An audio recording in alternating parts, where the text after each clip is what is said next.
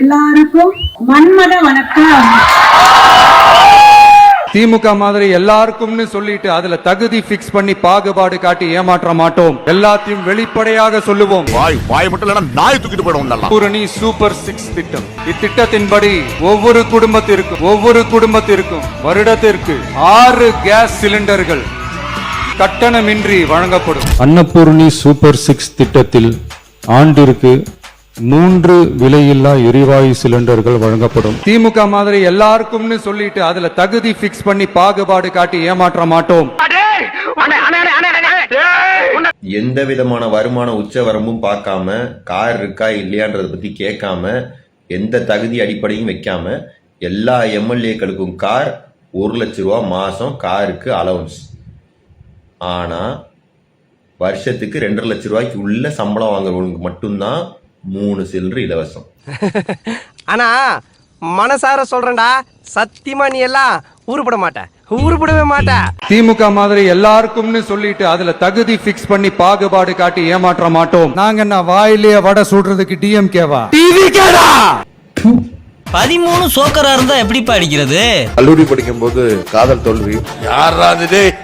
யாராது வேலையும் இல்ல காரும் இல்ல. இங்க உள்ள ஆட்டோல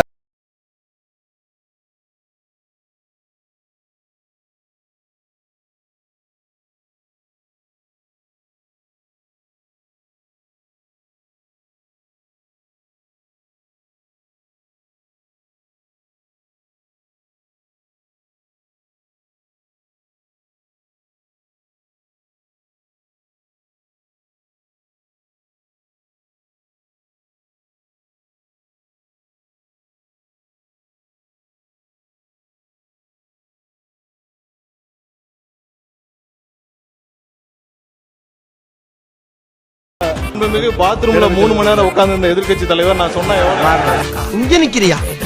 நீ நிக்க வேண்டிய இடம் எது இல்ல, போய் கக்கிசிட்ட போய் நில்லு. Okay boss. ஐயோ, ஒரு பைத்தியக்கார பைலட் இந்த நாடு மக்களும் மாட்டிட்டு படுற பாடு. சரி எத்தனை ஒரு பஞ்சாயத்தடா முடிச்சு வச்சு பாரு. நமக்காக அம்பட்டு போலும் பிள்ளை குட்டியோட வெயில்ல காத்து கிடக்குறாங்களே. கேபெட்ரோல் தோழர்களுக்கு வணக்கம். கடந்த 2-3 மாதங்களாக இடதுசாரி சிந்தனை கொண்ட கருத்துக்களுடன் தாவேக அரசை விமர்சிப்பதால் நமது சேனல் வியூவர்ஸ் போகாமல் இந்த தாவேக அரசு தொடர்ந்து திட்டமிட்டு முடக்கி வருகிறது. மக்களுக்காக நிற்கும் எங்கள் சேனல் தொடர்ந்து பயணிக்க உங்கள் ஆதரவு எங்களுக்கு தேவைப்படுகிறது. உங்களால் முடிந்த சிறிய உதவி சூப்பர் தேங்க்ஸ் மூலம் அல்லது QR கோடு மூலம் ஸ்கேன் செய்து உங்களுடைய நிதியை செலுத்தலாம். உங்களுடைய சிறிய உதவி எங்கள் டீமுக்கு பெரும் பங்களிப்பும் உற்சாகத்தையும் கொடுக்கும். அது மட்டும் இல்லாமல் நீங்க பார்க்கும் வீடியோக்களை தயவு செய்து கமெண்ட் செய்து அதிகமாக ஷேர் செய்யுங்கள். அப்படி செய்தால் எங்கள் சேனல் பல்க் ரிப்போர்ட், அதாவது ரூட் மாஃபியா ஜெகதீஷ் டீம் மூலம் பல்க் ரிப்போர்ட் செய்த எங்கள் சேனல் மீண்டும் பழைய நிலைமைக்கு வரும். தயவு செய்து வீடியோ பார்ப்பவர்கள் கமெண்ட் செய்து அதிகப்படியாக ஷேர் செய்யுங்கள். நன்றி, வணக்கம். ப்ராஜெக்ட்ஸ் டுடேன்னு ஒரு நீங்க காசு கொடுத்தா எதனாலும் எழுதிப்பாங்க. அது ஒரு பிரைவேட் பத்திரிகை. இப்ப நான் என்ன சொல்றேன்னா, விஜய் தன்னுடைய காலாலேயே நடந்து சென்று ஆய்வு செய்தார். அப்ப காலால் நடந்து செல்லாம இப்படியா போவாங்க? எனக்கு புரியல. நீ கிண்டல் பண்ற. இது கிண்டல் இல்ல மாப்ள, நக்கல். புறப்பட்டார் சிஎம் விஜய். அப்புறம் அங்கேயே பாய் விரிச்சா தூங்குவாங்க. என்னையா இது காடு, என்னையா காடு? கேள்வி எல்லாம் கேட்கப்படாம கேட்லாக்கு கொடுத்துக்கலாங்க. 20 நிமிட ஆய்வை முடித்து விட்டு அதே காலில் அது நடந்தே புறப்பட்டார். அப்புறம் மறுபடியும் அதான் நான் சொன்ன பாருங்க, நடந்து சென்ற விஜய்.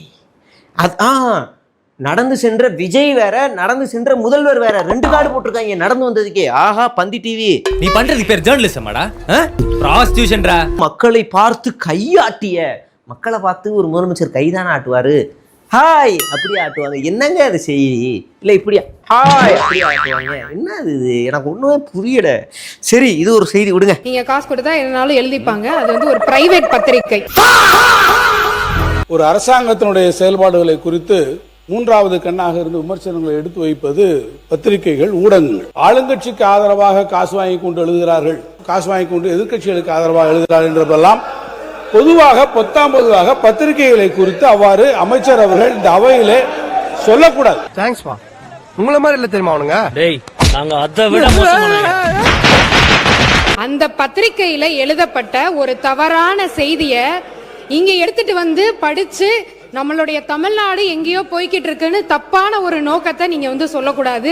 என்ன உண்மை சொன்னா எரியுதா? பிசினஸ் ஸ்டாண்டர்ட்ல ஒரு ஆர்டிகல் ரிலீஸ் பண்ணானுங்க 4 முதலமைச்சரை கம்பேர் பண்ணி. அதுல நியூ இன்வெஸ்ட்மெண்ட்ல லோவஸ்ட் நம்ம அண்ணன் தான் -77% இருந்துச்சு.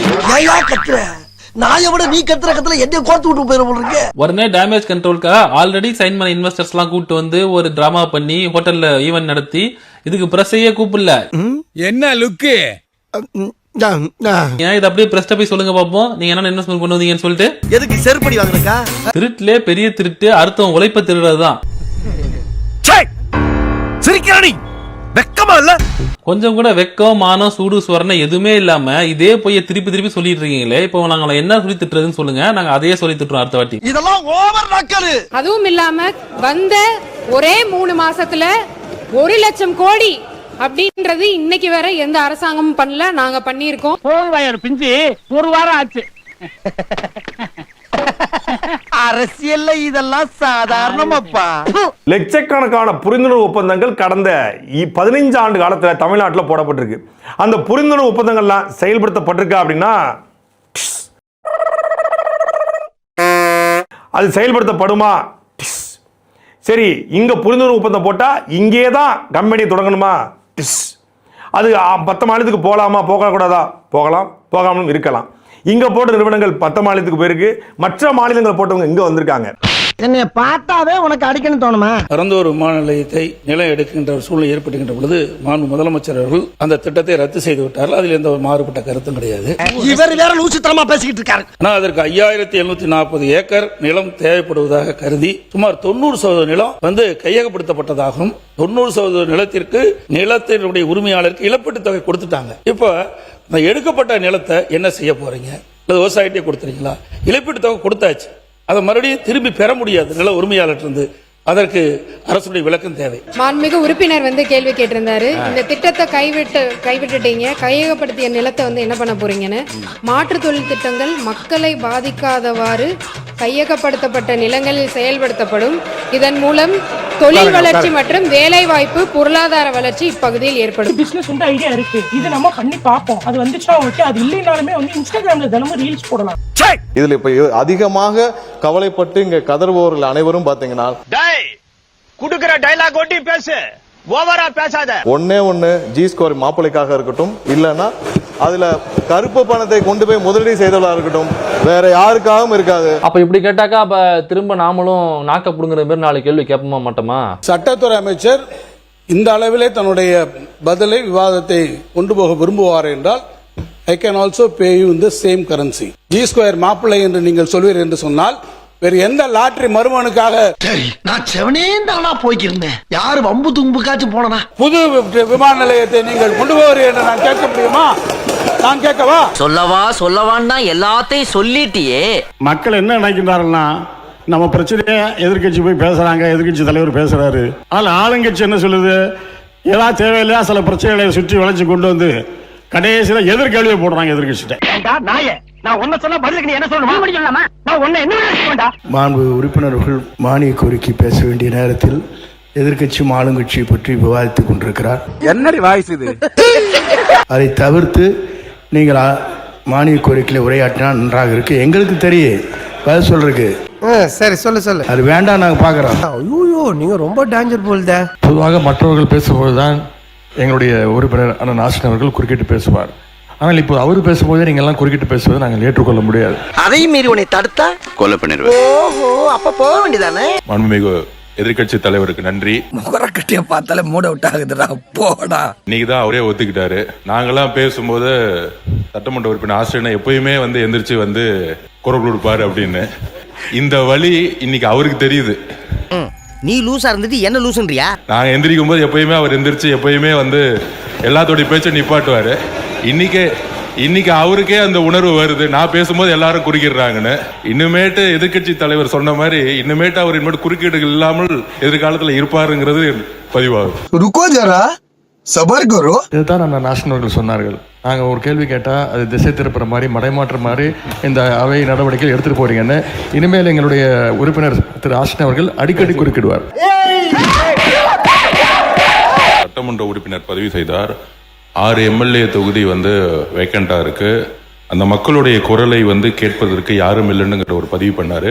மாண்புமிகு முதலமைச்சர் அமைச்சர்களை ஒவ்வொரு மாவட்டத்துக்கும் ஒரு ஜியோ போட்டு ஆல்ரெடி அப்பாயின்மெண்ட் பண்ணியிருக்காரு.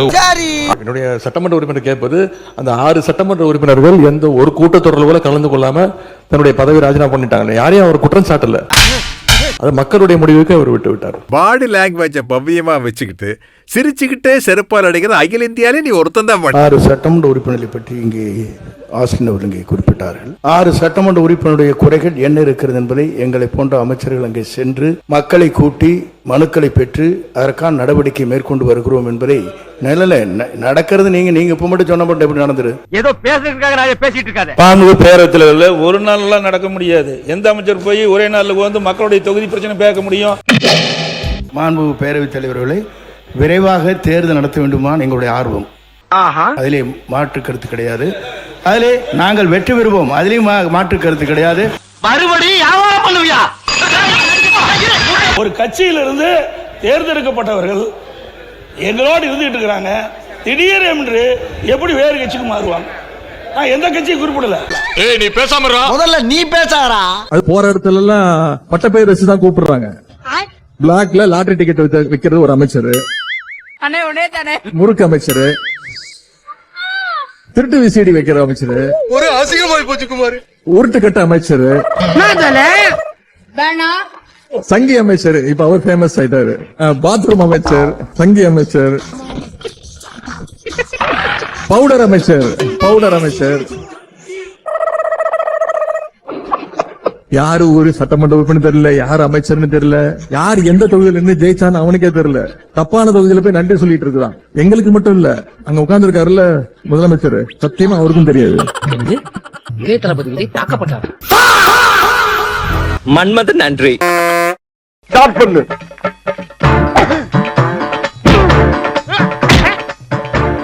இங்கிட்டு வா. அப்படியா